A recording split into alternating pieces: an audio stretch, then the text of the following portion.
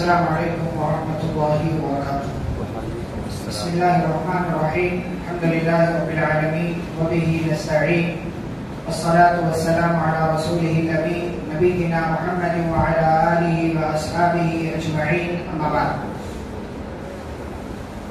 معزز حاضرین، آج کی اس مجلس میں ہم تذکرہ کریں گے ایک جرنیل صحابی حضرت قعقاع بن عمر رضی اللہ تعالی عنہ کا. اور جرنیل صحابہ کی لسٹ میں یہ آج کے دن ہمارے پاس آخری نام ہے. اور بھی بہت سارے صحابہ ہیں، لیکن اس سلسلے کو آج ہم یہیں پر ختم کریں گے انشاءاللہ.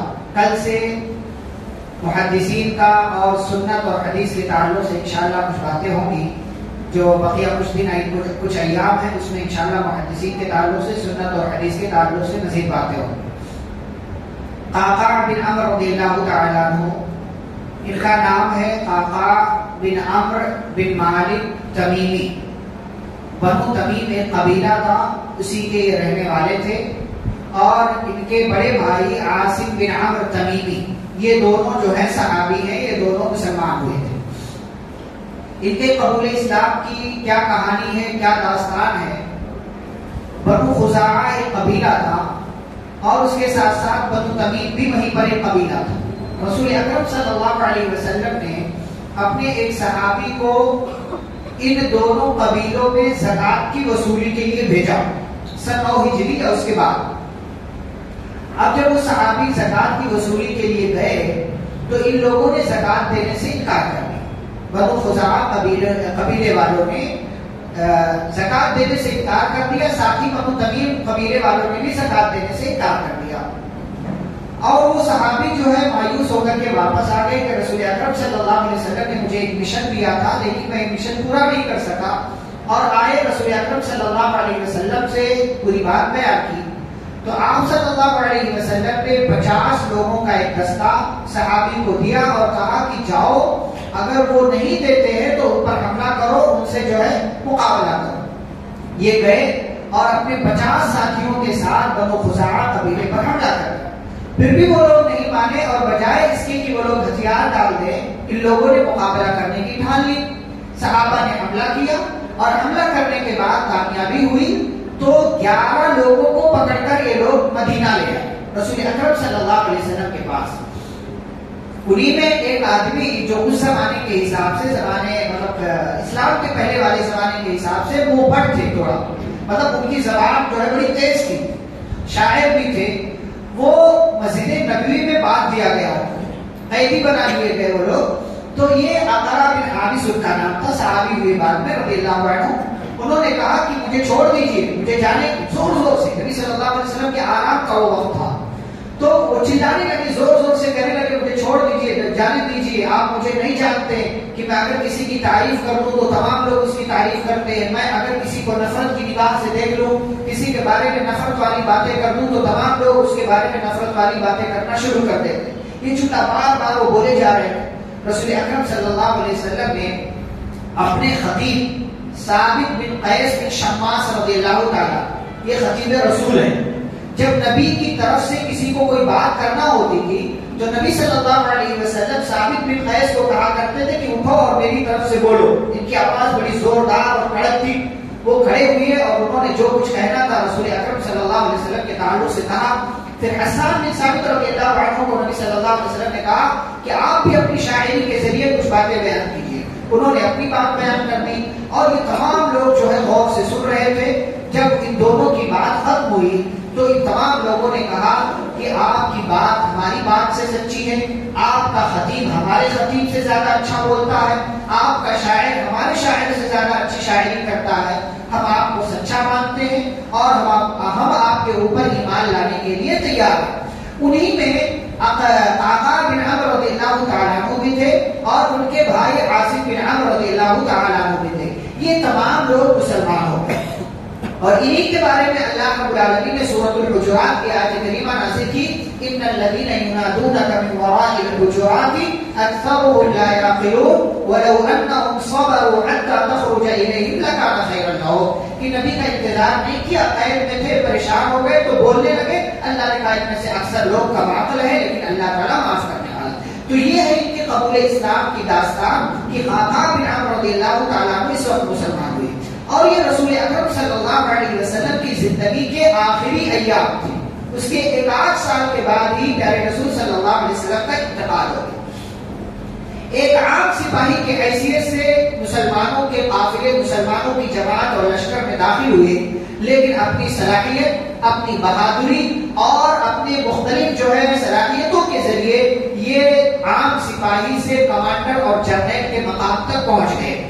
اسی لیے حضرت ابوبکر صدیق رضی اللہ تعالیٰ عنہ کہا کرتے تھے کہ لشکر اسلام میں، یعنی اسلام میں حضرت قعقاع بن عمرو رضی اللہ تعالیٰ عنہ کا وجود 1000 افراد پر بھاری ہے.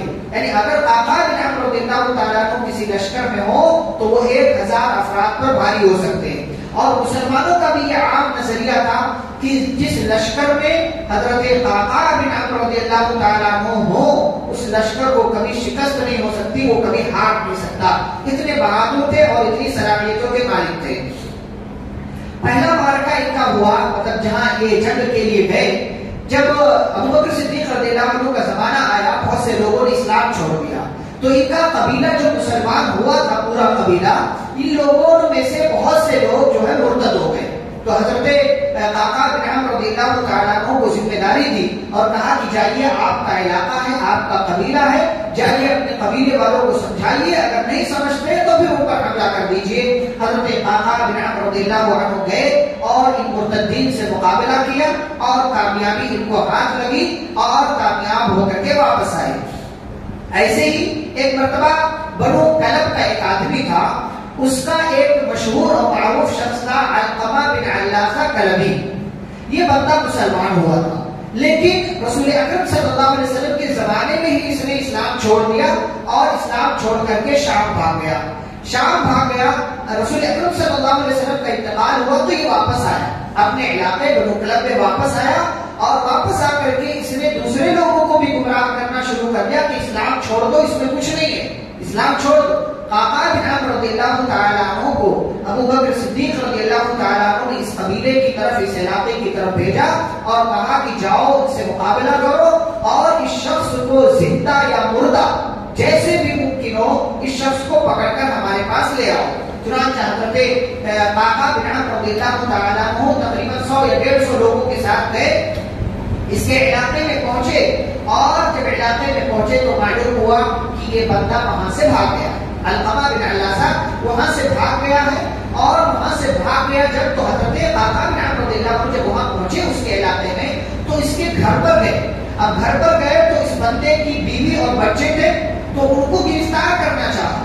تو قعقاع بن عمرو رضی اللہ تعالیٰ عنہ سے اس بندے کی بیوی نے کہا کہ مجھ پر ہم لوگوں پر حملہ مت کیجیے، کیونکہ ہم لوگ مسلمان ہیں، ہم نے دین نہیں چھوڑا.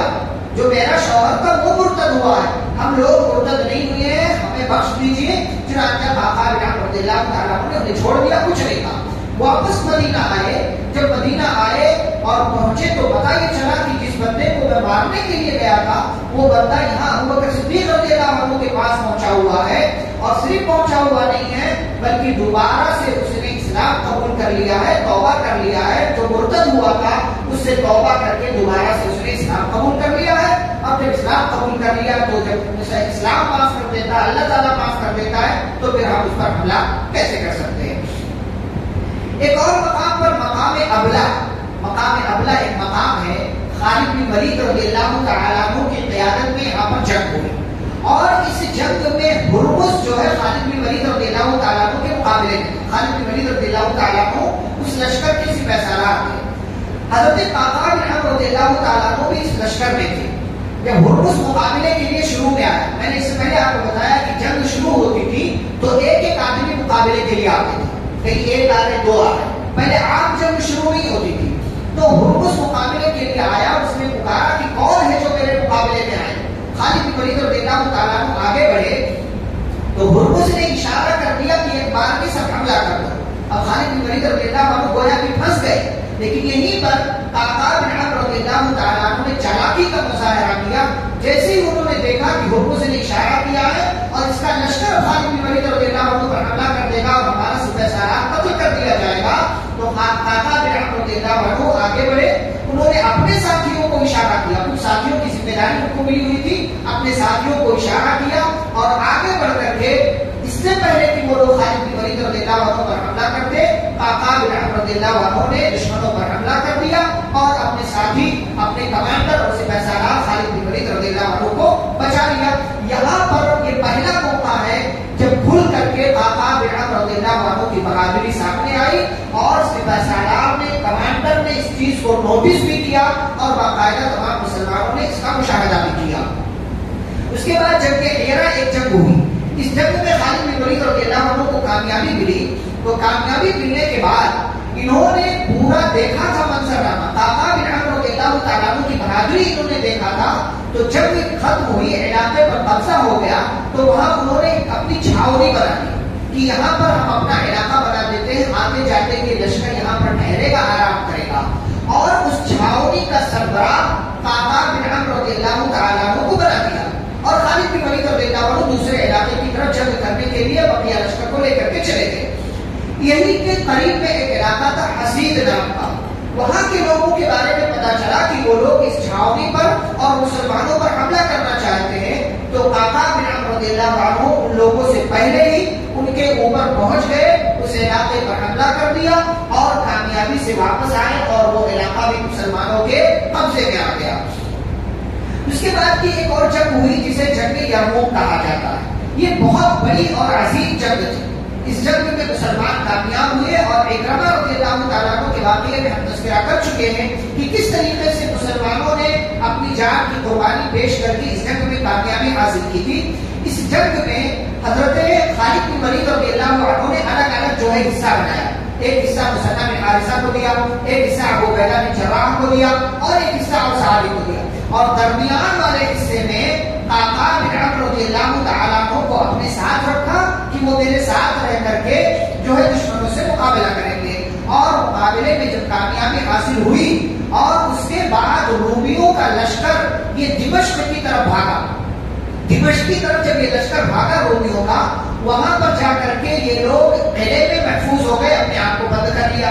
مسلمانوں نے وہاں تک جو ہے پیچھا کیا ان لوگوں کا، لیکن پیچھا کب تک کرتے، وہ لوگ قلعے میں چلے گئے تھے۔ تو اب مسئلہ یہ آیا کہ قلعے میں کیسے جائیں، قلعے کا دروازہ کیسے کھولے۔ یہاں پر خالد بن ولید رضی اللہ عنہ اور قعقاع بن عمرو رضی اللہ عنہ نے نہایت ہی چالاکی اور ہوشیاری سے کام لیا، اور وہ یہ کی کہ کسی طریقے سے رسی میں، موٹی رسی میں جو ہے آپ لوہے کا کوئی ہتھیار پہلے اس کو لگا کر کے پھینکا تاکہ وہ لوہے کا ہتھیار جا کر کے دروازے میں پیوست ہو جائے اور رسی کے ذریعے قلعے کی دیوار پر چڑھنے کا راستہ ہمیں مل جائے۔ اس طریقے سے ان دونوں بہادر سپہ سالار اور کمانڈر اور جرنیل صحابہ نے وہ اس رسی کے ذریعے وہ قلعے کے دروازے تک پہنچے اور وہاں سے قلعے کے اندر کود گئے۔ اس سے پہلے کہ ادھر سے دشمن ان دونوں کو دیکھتے اور ان دونوں پر حملہ کرتے، ان لوگوں نے جلدی سے کام لیتے ہوئے قلعے کا دروازہ کھول دیا اور دشمنوں کے پہنچنے سے پہلے ہی مسلمانوں کا لشکر قلعے کے دروازے تک پہنچا اور پھر ان لوگوں کو اسی قلعے کے اندر بند کر کے ختم کیا گیا، ان سے مقابلہ کیا گیا، ان سے جنگ کی گئی اور اس طریقے سے کامیابی مسلمانوں کے ہاتھ لگی۔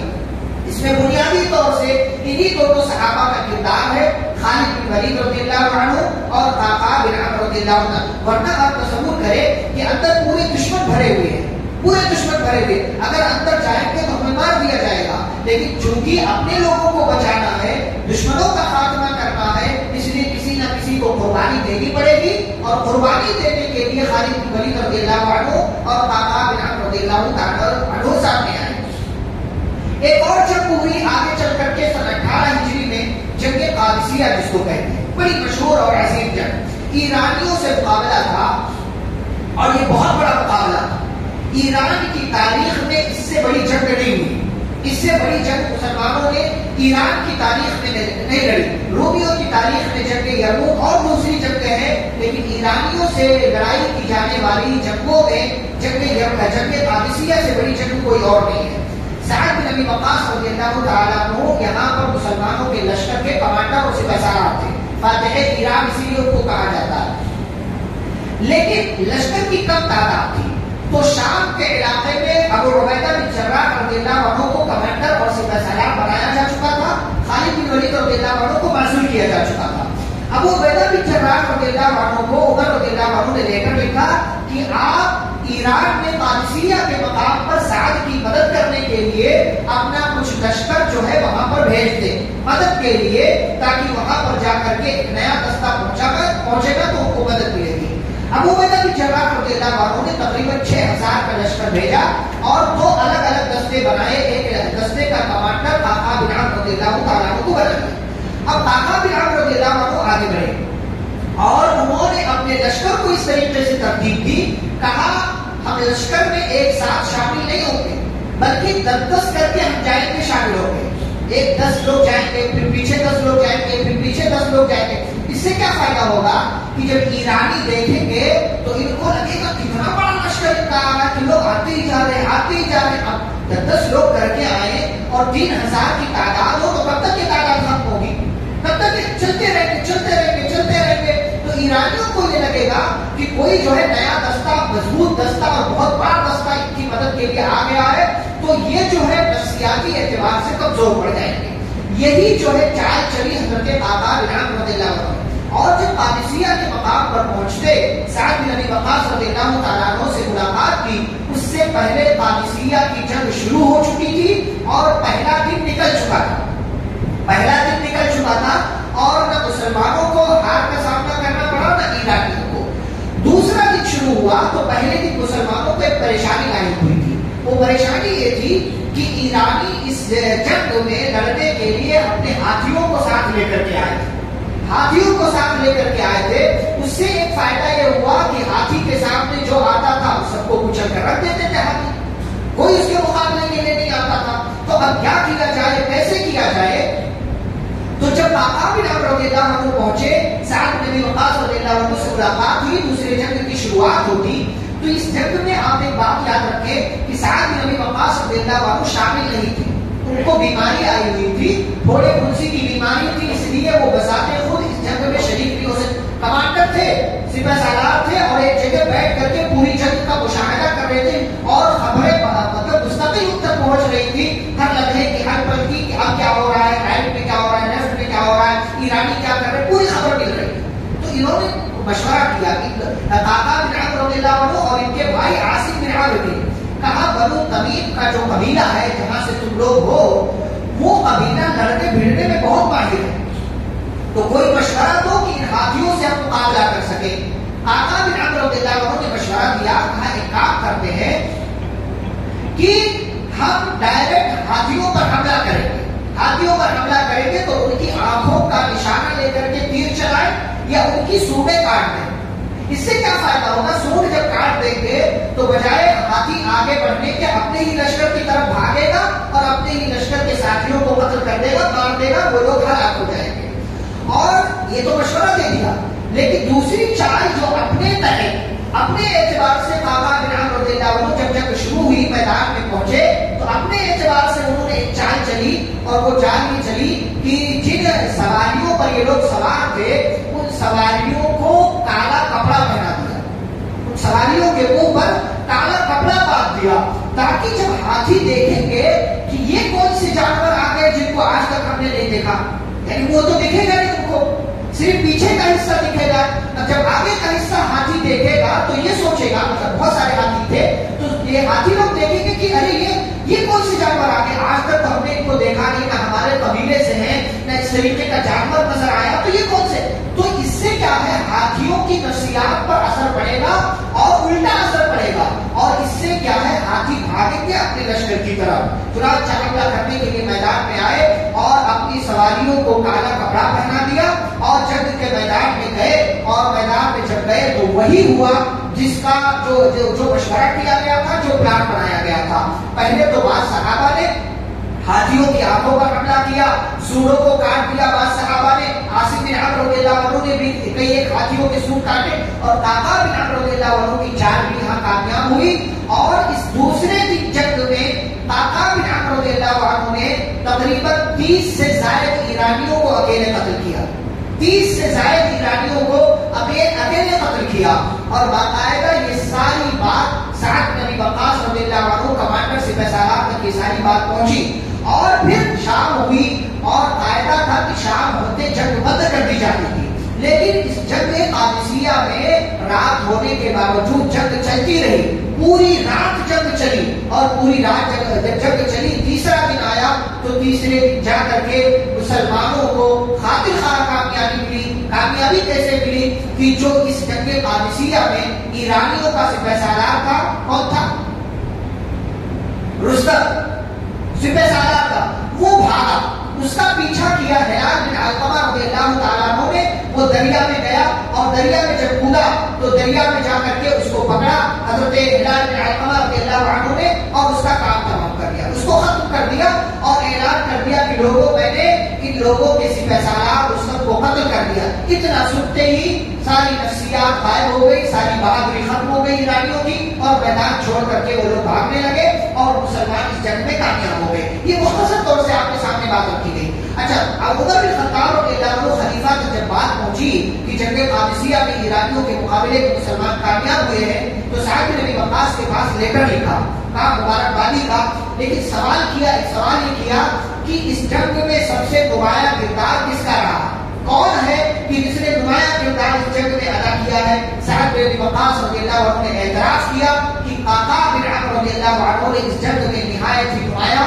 اور بہترین کردار ادا کیا ہے۔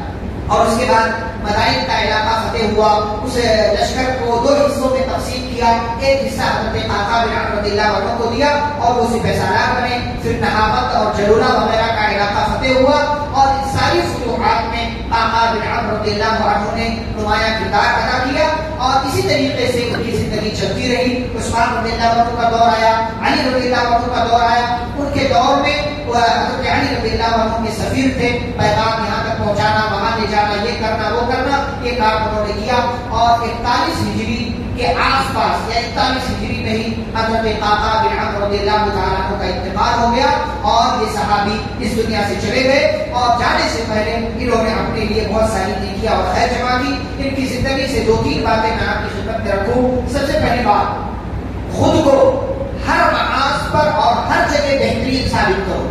آپ جہاں بھی ہیں جس بھی جگہ ہیں، ہر مقاصد پر آپ بہترین ثابت کریں، چاہے آپ ایک عام انسان ہو، چاہے کوئی اور ذمہ دار ہو، چاہے کسی بھی طریقے سے ہو، آپ ایک عام انسان ہو تب بھی اپنے آپ کو بہترین ثابت کریں، اور کوئی ذمہ داری مل جائے تب تو اور زیادہ آپ کو اپنے آپ کو بہترین ثابت کرنا چاہیے۔ دوسری بات، اپنے لوگوں کی غلطیوں پر پردہ مت ڈالو، اپنے لوگوں کی غلطیوں پر پردہ مت ڈالو۔ آقا بن عمرو رضی اللہ عنہ کو سب سے پہلی ذمہ داری جو ملی وہ یہ کہ جا کر کے اپنے ہی علاقے والوں پر حملہ کرو، کہ تمہارا علاقہ مرتد ہو گیا ہے، اسلام چھوڑ دیا وہ لوگوں نے، جا کر کے حملہ کرو لوگوں پر۔ تو ایسا نہیں کہ انہوں نے یہ کہا کہ میرا علاقہ ہے، کیا چاہو کیسے اپنے لوگوں کو ماروں گا، نہیں، اپنے لوگوں کی ہمارے ہمارے کو کیا کرتے ہیں، اپنا کوئی غلطی کرے پردہ ڈال دیتے، چھپا دیتے ہیں اس کو، یا اس کو جو ہے الگ الگ بہانے تراشتے ہیں، ایسا نہیں ہونا چاہیے۔ اپنے لوگوں کی غلطیوں پر پردہ مت ڈالو۔ اور تیسری بات کہ ذمہ داروں کے معاون اور مددگار بنے رہو۔ کئی موقعوں پر جنرل رہے، کمانڈر رہے اور سپہ سالار رہے، لیکن اکثر ایسا ہوا کہ یہ سپہ سالار کے ماتحت تھے، کسی کی ذمہ داری میں تھے، اور جہاں بھی کسی کی ذمہ داری میں تھے، چاہے خالد بن ولید ہو، ابو عبیدہ ہو، سعد بن ابی وقاص ہو رضی اللہ عنہ، ان تمام صحابہ کی نگرانی میں رہ کر کے ان کے ماتحت لڑے، اور جو بھی ذمہ داری ملی اس ذمہ داری کو بخوبی ادا کیا۔ ہمیں بھی اسی طریقے سے کرنا چاہیے۔ اللہ رب العالمین سے دعا ہے اللہ ہم سبھی کو پیارے نبی صلی اللہ علیہ وسلم کی پیارے صحابہ سے محبت کرنے اور ان کے حقوق ادا کرنے کی توفیق عطا فرمائے۔ آمین۔ صلی اللہ علیہ وسلم۔ السلام علیکم ورحمۃ اللہ وبرکاتہ۔